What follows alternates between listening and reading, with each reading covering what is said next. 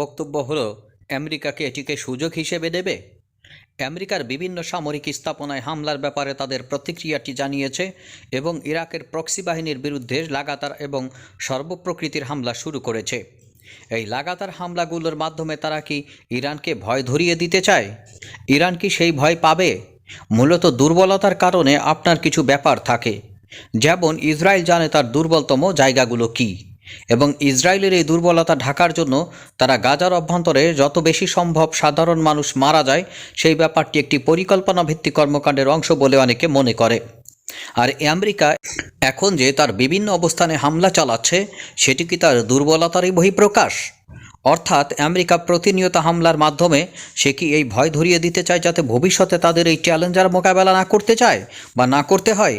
এটা কি একটি গেম? এই মনস্তাত্ত্বিক গেমে শেষ পর্যন্ত কে বিজয় লাভ করবে আপনাদের কি মনে হয়? তবে এতটা কাঁচা খেলোয়াড় কিন্তু ইরান নয়। সেই প্রায় 4 দশক ধরে তাদের বিরুদ্ধে খুব সদর্প টিকে রয়েছে ইরান। এই সদর্প টিকে থাকার একটা গুরুত্বপূর্ণ ফ্যাক্টর হচ্ছে তারা অবশ্যই জানে এই ধরনের হামলা বা এই ধরনের কাজের বিরুদ্ধে কিভাবে প্রতিশোধমূলক হামলার মাধ্যমে টিকে থাকা যায় এবং অবশ্যই সেটিকে অ্যাডজাস্ট করা যায়। সেই বিষয়গুলোর ব্যাপারে যদি কাঁচা খেলোয়াড় ভেবে এই ধরনের হামলা পরিচালনা করে ইরানের প্রক্সি বাহিনীর উপর, তাহলে নিশ্চিতভাবে একটি অল আউট যুদ্ধেই চলে যাবে ইরান। এ ব্যাপারে কোনো সন্দেহ নেই, কারণ ইরান দেখবে যে এভাবে চুপ করে থেকে তার যে ক্ষতি হচ্ছে, সরাসরি আঘাত করলে তার ক্ষতির পরিমাণ একই থাকবে, উল্টো আরও পাল্টা আঘাতের মাধ্যমে শত্রু বাহিনীকে নিশ্চিহ্ন করা যাবে। এখন যদি ইরান পাল্টা হামলার পরিকল্পনা করে তাহলে কী কী কাজগুলো ইরানের করতে হবে সেই ব্যাপারগুলো আপনাদের সামনে একটু বলার চেষ্টা করব। ইরান যদি মার্কিন বাহিনীর উপরে পাল্টা হামলার পরিকল্পনা করে, প্রথমেই তাকে প্রতিরক্ষামূলক ব্যবস্থার দিকে যেতে হবে।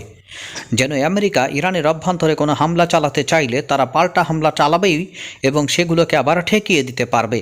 তার জন্য প্রয়োজন আরও আপনার আকাশ প্রতিরক্ষা ব্যবস্থা। ইরানের প্রক্সি বাহিনীগুলোকে আরও শক্তিশালী করা অব্যাহত রাখা, কারণ ইরানের প্রক্সি বাহিনীগুলো ধমনী এবং সেরার মাধ্যমে তারা এমনভাবে কাজ করে যে সামগ্রিকভাবে ইরানের উপর অন্য দেশের হুঙ্কার বা আহংকার এগুলোকে কমিয়ে দেয়। অর্থাৎ শুধুমাত্র ইরানকে নিয়ে ভাবার পরিবর্তে ইসরায়েল এখন হামাস এবং হিজবুল্লাহকে নিয়ে ব্যস্ত।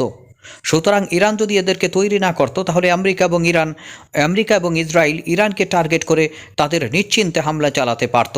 কিন্তু একটা ব্যাপার এখানে অবশ্যই মনে রাখা ভালো, এখন ইরানকে বাদ দিয়ে তারা প্রক্সি নিয়ে ব্যস্ত রয়েছে। সুতরাং এটি ইরানের একটি ভূকৌশলগত বিজয়ের বড় স্ট্র্যাটেজিক পরিকল্পনা, এ বিষয়ে কোনো সন্দেহ নেই। বন্ধুরা, তাহলে এই যে হামলাগুলো হচ্ছে, এই ক্ষতি কি ইরান নীরবে মেনে নেবে? আপনি যদি কাউকে আঘাত করেন, আপনার এমন ধরনের একটি প্রস্তুতি থাকা উচিত, আপনারও পাল্টা আঘাত সহ্য করতে হবে। বর্তমানে ইসরায়েল প্যালেস্টাইনের অভ্যন্তরে যে হামলা চালাচ্ছে এবং প্যালেস্টাইনের যে সকল প্রতিরোধ বাহিনী ইসরায়েলের 12টা বাজিয়ে দিচ্ছে, এগুলো সবই ইরানি স্পন্সরকৃত। সুতরাং ইসরায়েল যে এখানে প্রতিনিয়ত তাদের সৈন্য হারাচ্ছে, তাদের কমান্ডার হারাচ্ছে, এগুলোতে ইরানের কি কোনো অবদান নাই? প্রচুর পরিমাণে সৈন্য এখানে অক্কা পেয়েছে দখলদার বাহিনীর। বন্ধুরা, কয়েকদিন, বিশেষ করে গত 2 থেকে 3 দিনের ব্যাপারগুলো যদি আপনাদের সামনে তুলে ধরি, তাহলে তারা আবারও বিভিন্ন ধরনের ভিডিও প্রকাশ করেছে, অথবা হামাস বিভিন্ন ধরনের ভিডিও প্রকাশ করেছে এবং সেই ভিডিওতে দেখা যাচ্ছে যে ইসরায়েলি ট্যাঙ্কগুলো তারা তুলোর মতো উড়িয়ে দিচ্ছে। যে সকল ইসরায়েলি ট্যাঙ্কের মধ্যে বিভিন্ন প্রকার সমরাস্ত্র এবং যুদ্ধের সরঞ্জাম নিয়ে ঢুকছে ইসরায়েলি সেনাবাহিনীর সদস্যরা, এবং ইসরায়েলি সেনাবাহিনীর সদস্যরা সেখানে ঢোকার পর যে ব্যাপারগুলো ঘটছে, মনে করেন যে একটা ট্যাঙ্কে 8 থেকে 10 জন বা তার চেয়েও বেশি সংখ্যক সৈন্য সেখানে ঢুকলো, আর ঢোকার পর যে কাহিনীটি ঘটছে, ওত পেতে থাকা হামাস সদস্যরা বা কাসাম ব্রিগেড সদস্যরা সেই ট্যাঙ্কটিকে উড়িয়ে দিল। তাহলে ভেতরে থাকা সৈন্যদের অবস্থা কী হবে আপনারা বুঝতে পারছেন? এগুলো একেবারে বেগুন পোড়া হয়ে যেতে পারে। এ ব্যাপারে আপনাদের মন্তব্যগুলো জানাতে পারেন। অর্থাৎ ইসরায়েল প্রতিনিয়ত আঘাতে যে সৈন্য হারাচ্ছে, প্রতিটি সৈন্যের পিছনে, অর্থাৎ প্রতিটি সৈন্য হারানোর পিছনে ইরানের সুস্পষ্ট অবদান আছে। তাই ইরানের যে সকল সামরিক অবস্থানে ইসরায়েল এবং আমেরিকা হামলা চালাবে না, এটি আসলে অস্বাভাবিক নয়, এটি চালাতেই পারে। সুতরাং সামগ্রিক বাস্তবতার ভিত্তিতে যে বিষয়গুলো আপনাদের সামনে আপনারা ওঠাতে চাইছেন তা হচ্ছে শুধুমাত্র তারা ইরানি অবস্থানে হামলা চালাচ্ছেন, আপনারা শুধু সেটিই দেখছেন। কিন্তু এটিও আপনাদের দেখতে হবে যে ইরানও বিভিন্ন অবস্থানে তাদের প্রক্সির মাধ্যমে হামলা অব্যাহত রেখেছে। সুতরাং ইরানের সেই প্রস্তুতি নিয়েই নামতে হবে যে ইরান মারবে এবং মারও খেতে হবে। দুই দেশের মারামারির মধ্যে যে শেষ পর্যন্ত টিকে থাকতে পারবে এখানে সেই হবে বিজয়ী। ইরান অলরেডি 40 থেকে 50 বছর টিকে গেছে, আর মাত্র 4 মাসেই উড়ে যাওয়ার সম্ভাবনা তৈরি হয়েছে ইসরায়েলের। বন্ধুরা, সেই ব্যাপারটিতে অতিমাত্রায় আতঙ্কিত হয়ে এখন নিজেই মাঠে নেমেছে আমেরিকা। আমেরিকা ভালো করে জানে যে বর্তমান যে সকল দখলদার বাহিনীর সদস্যদের জোর করে যুদ্ধে পাঠানো লাগছে এবং তারা যে যুদ্ধে যেতে চাইছে না তার অন্যতম কারণ হলো ভূতের মতো আক্রমণকারী যে সকল মিলিশিয়া গোষ্ঠী তাদের পারফরমেন্সের কারণে। তারা প্রচণ্ড পরিমাণ এবং দুর্ধর্ষ পারফরমেন্স প্রদর্শনের মাধ্যমে এটি প্রমাণ করেছে যে এই যুদ্ধে আসলে অতিমাত্রায় যে সকল বুদ্ধি প্রয়োগ করা হচ্ছে সেগুলো ধারের কাছেও নেই এই দখলদার বাহিনীর সৈন্যরা। তারা ডিফ্রাস্ট্রেশনে ভুগছে, তারা আতঙ্কে ভুগছে। কোন জায়গা দিয়ে কিভাবে যে তাদের মারে এ ব্যাপারে আসলে সুস্পষ্ট কিছু বলা যাচ্ছে না। এই আতঙ্কিত হওয়ার কারণে তাদের দুর্ধর্ষ যে ব্যাপারগুলো পূর্বে মিতাকারে ছিল সেগুলো সব উড়ে গেছে। এখন মার খাচ্ছে আর মার দিচ্ছে। তারা এতদিন পর্যন্ত অভ্যস্ত ছিল শুধুমাত্র মার দেওয়ার কারণে, মার খাওয়ার ব্যাপারে তাদের কোনো বনিবনা বা অভ্যস্ততা ছিল না। এখন তারা নিজেরাও মরছে, অন্যদেরও মারছে। সুতরাং যে ব্যাপারটিতে তার দীর্ঘদিনের কোনো অভ্যাস নেই সেটি যদি তারা খায় সে ব্যাপারে তাদের একটু কষ্ট এবং রাগ লাগবে, এটি স্বাভাবিক। সুতরাং এই কষ্টই রাগের মধ্যেই চলতে হবে। আর এক্ষেত্রে গুরুত্বপূর্ণ ফ্যাক্টর হলো অল আউট যুদ্ধে না জড়িয়ে বর্তমান প্রেক্ষাপটটি বিবেচনায় মধ্যপ্রাচ্যের যে সকল ধ্বজভঙ্গ মুসলিম রাষ্ট্রগুলো রয়েছে সেগুলোকে সতর্ক করা বা হুঁশিয়ার করা।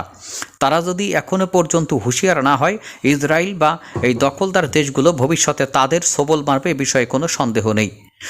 ইরানের মতো করে তার প্রতিরক্ষা ব্যবস্থাটি সাজাচ্ছে, যেখানে আমেরিকা এবং ইসরায়েল সরাসরি হুল ফোটাতে চাইলে তাদেরও হুল ফুটিয়ে দেওয়া হবে।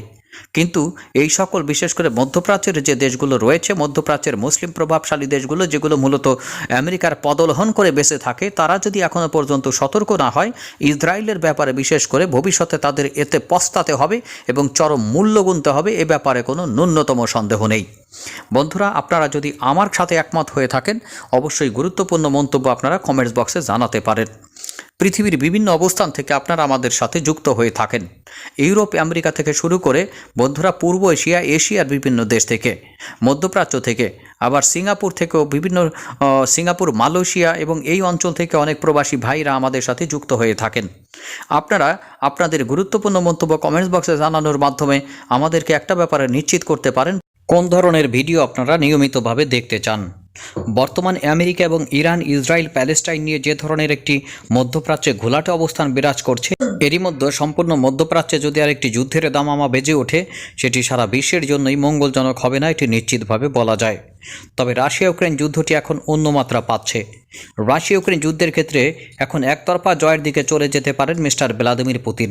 আর এ কারণে তিনি হয়তো হামাস এবং অন্যান্য ইরানি প্রক্সিগুলোকে সহায়তা করার ব্যাপারে মনস্থির করতে পারেন।